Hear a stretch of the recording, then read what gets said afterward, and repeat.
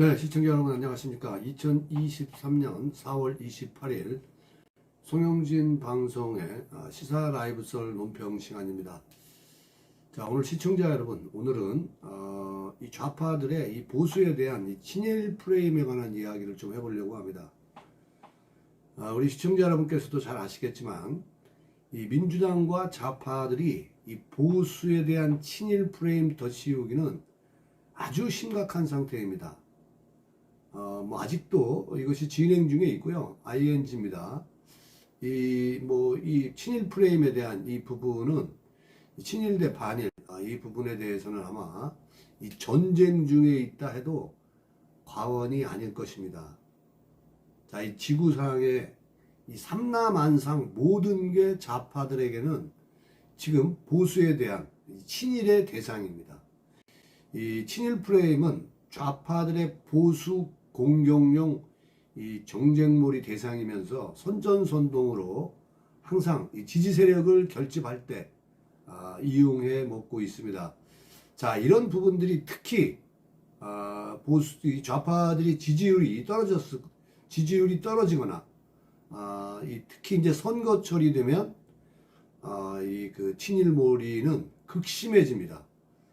여러분 선거 때 지난 지방선거가 아니라 2019년 지방선거가 그렇게 기억을 하는데, 그때 제가 경험한 거로는 이 선거 그 한 3, 4일 전부터 지금 그 플랜카드 현수막이 붙기 시작을 하는데, 어떻게 붙냐면 친일 후보냐 민족의 자존심이냐 이런 식으로 좌파들은 이 선전선동을 합니다. 그래서 보수 후보를 찍으면 친일이다 이거죠.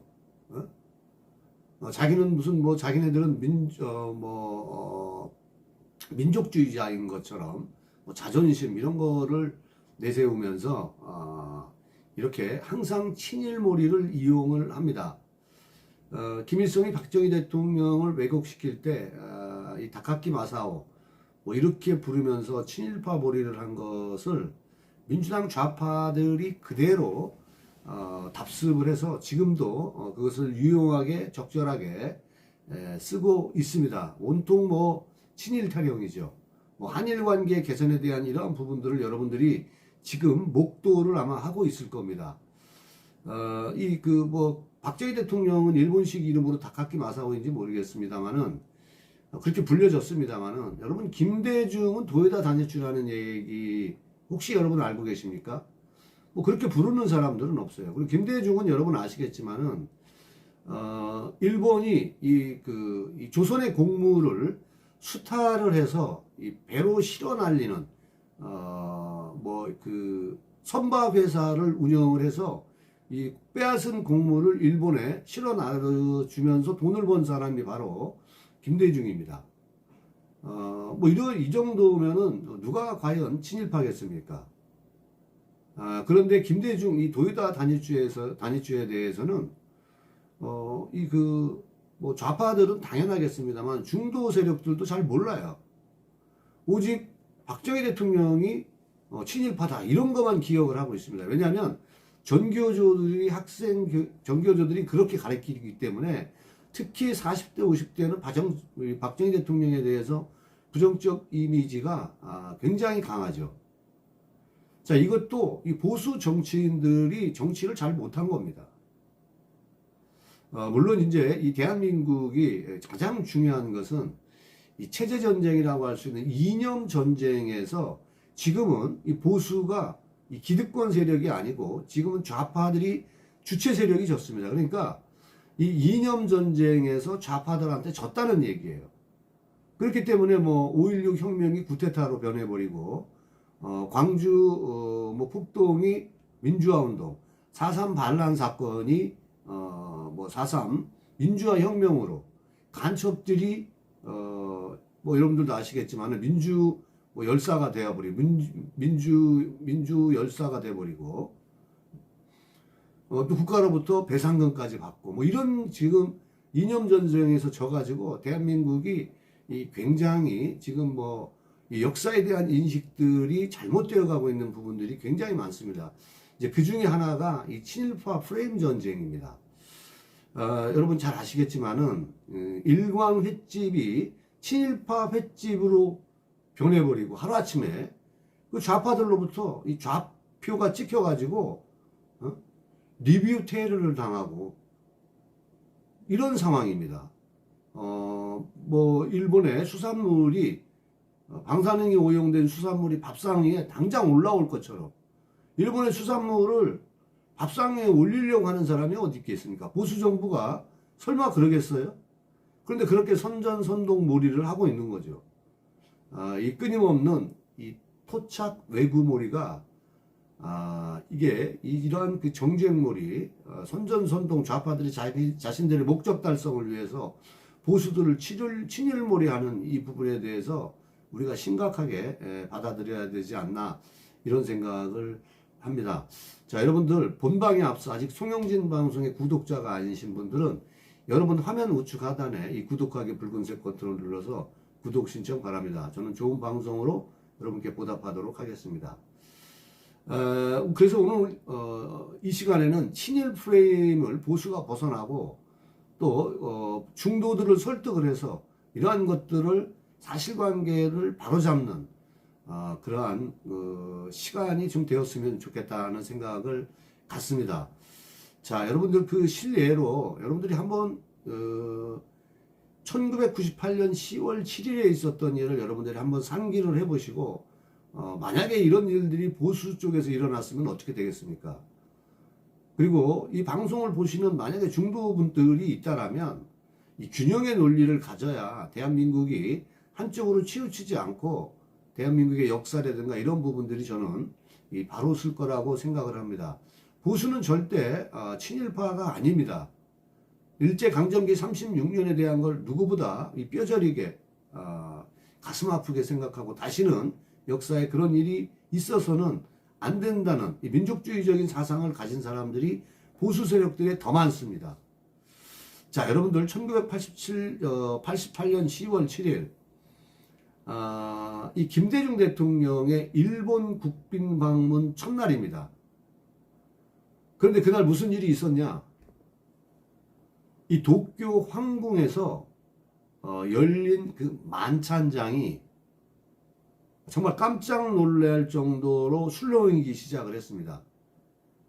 이 도쿄 황궁 1998년 10월 7일이 김대중이가 일본 국빈 방문한 첫날 도쿄 황궁에 열린 만찬장. 과연 무슨 일이 있었을까요? 뭐 기억하시는 분들도 계시겠습니다만은 여러분들 다시 한번 상기해 보셨으면 좋겠습니다. 이 만찬장에 참석한 김대중이가 아키오토, 그러니까 일본 왕이죠. 아키오토를 향해서 천황폐하라고 부르면서 깍듯이 예우를 했습니다. 자, 김대중이가 아키오토를 향해서 천황폐하, 일본 왕도 아니고 천황폐하라고 처음으로 불러보는 겁니다. 대한민국에서. 일제강점기 36년을 만약에 그 사람들이 민족주의자고 그런 사람들이 그렇게 대한민국의 독립에 대한 또 일제강점기 36년을 뼈저리게 느끼고 있다라면 국민적 합의도 거치지 않고 김대중이가 어떻게 이 아키오토를 향해서 천황폐하 이렇게 부를 수 있겠습니까? 그것도 한 번도 아닙니다. 그것도 두 번씩이나 연속으로 천황폐하 4분, 천황폐하가 한국을 방문하게 되기를 이렇게 얘기를 하면서 극존칭을 썼습니다. 당시에 국내에서 국민정서탓에 주로 쓰던 말들이 어떤 거였냐면 일왕, 국왕, 또 일황 이렇게 불렀었어요. 그런데 이런 호칭을 깬 파격입니다. 일본 사람이 천황이라고 하니까 우리도 그대로 불러야 된다. 이게 김대중의 지론이었어요. DJ가 생전에 남긴, 이 김대중이가 남긴 이 구술 동영상에서도 어떻게 나오냐면 우리 안에, 우리 대한민국 안에 열등감을 지적을 하면서 천황으로 올려 부른 이 경위를 설명을 합니다. 영국 왕은 여왕이라 하니까 우리가 여왕이라 부르는 거고, 또 스페인은 황제니까 황제라고 불러주는 겁니다. 미국은 대통령이라고 하니까 대통령이라고 불러주고, 일본은 자기들이 천황이라고 하니까 우리도 그대로 불러주는 거다, 이런 얘기예요. 왜 우리가 따로 이름을 붙이는가? 이게 김대중의 이야기입니다. 그것이 잘못된 일종의 열등감이다라는 얘기예요. 일본 왕으로 부르는 것은 천황폐하라고 부르지 않고 일왕, 국왕, 일황 이런 식으로 부르는 게 외교적으로 결례다. 그래서 나는 천황이라고 이렇게 불렀다, 이렇게 천황폐하라고 불렀다, 이렇게 얘기를 하는 겁니다. 김대중에 대한 이러한 지론이 제가 맞다라고 여러분들한테 지금 말씀을 드리고 있는 게 아니에요. 보수 우파들이 천황폐하라고 만약에 불렀다라면 어떠한 경우라도 그들에게는 이것이 용납되지 않을 거라는 얘기예요. 아무도 그것을 보수들이 지적하지 않습니다. 호남에 계시는 전라도 분들도 아무도 이것을 지적하지 않아요. 그리고 그날 중요한 것은 일본 천황이 주최한 만찬에서 김대중은 일본의 과거사의 얘기를 입 밖에도 내지 않았습니다. 그러면 김대중은 쪽발이 아닙니까? 이거 김대중은 토착 외구 아닙니까?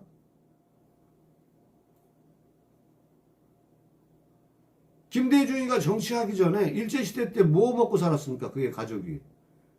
수탈한 조선의 국물을 일본으로 실어 날라서 돈 벌어서 먹고 산 사람들이에요. 김대중이야말로 정말로 친일파 중에 친일파 아닙니까? 도요다 단일주야말로 친일파 중에 친일파 아니에요?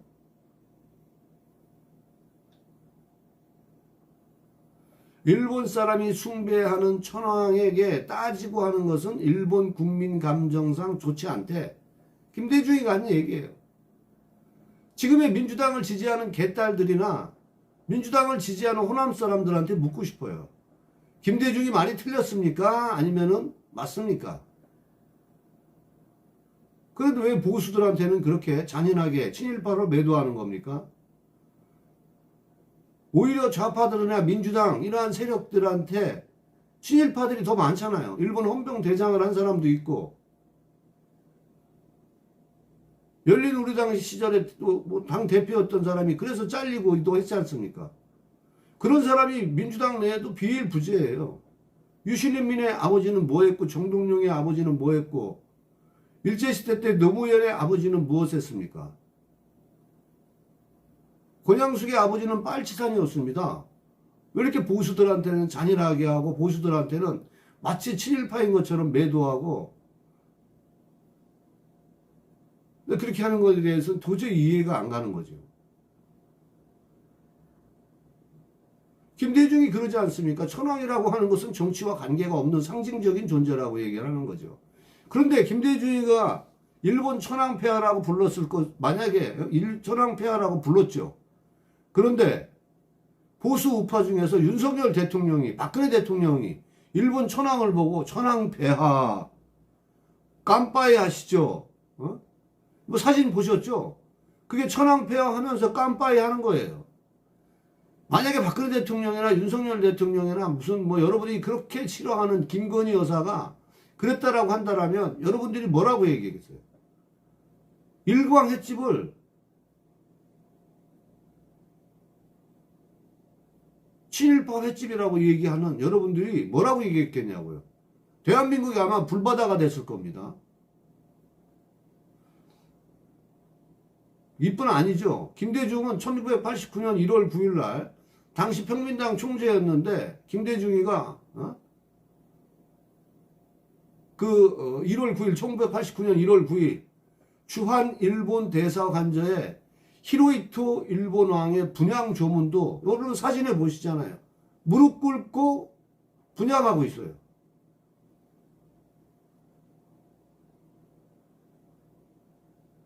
정부 관리 외에는 그런 사람이 없는데 유독 김대중이만 가서 그렇게 하고 있지 않습니까?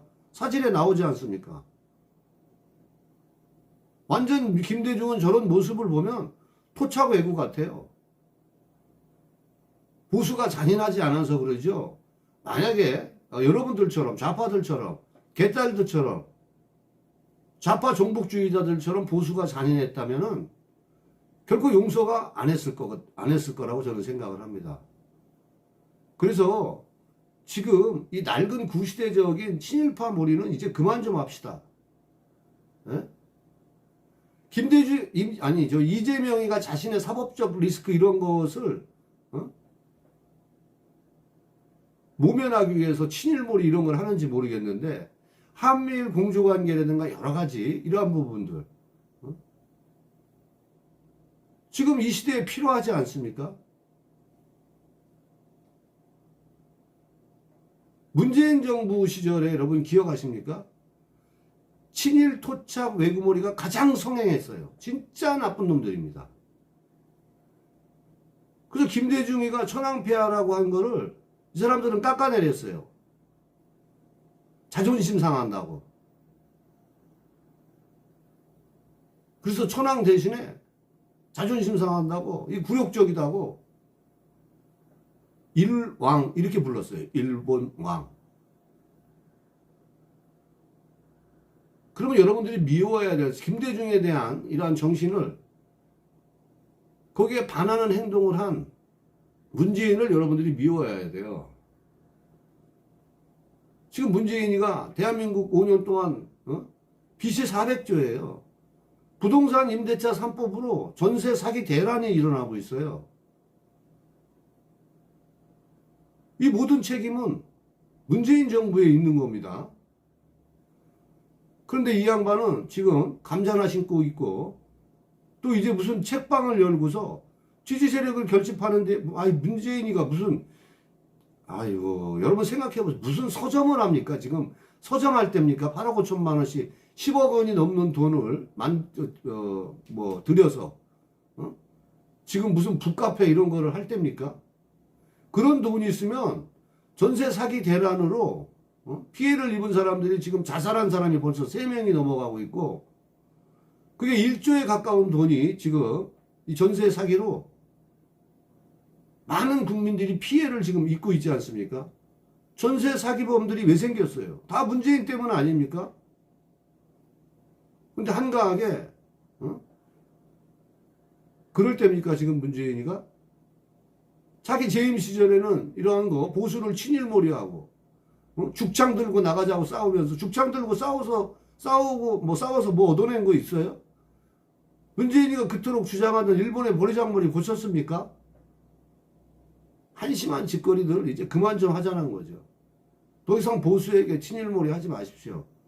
자, 보수파 국민들 여러분들의 생각은 어떻습니까? 자, 오늘 영상 여기까지 하겠습니다. 아직 손영진 방송 구독자 아니신 분들은 여러분들 화면 우측 하단에 구독하기 붉은색 버튼을 눌러서 꼭 구독 신청 바랍니다. 저는 더 좋은 내용으로 여러분 또 찾아뵙겠습니다. 여러분 감사합니다.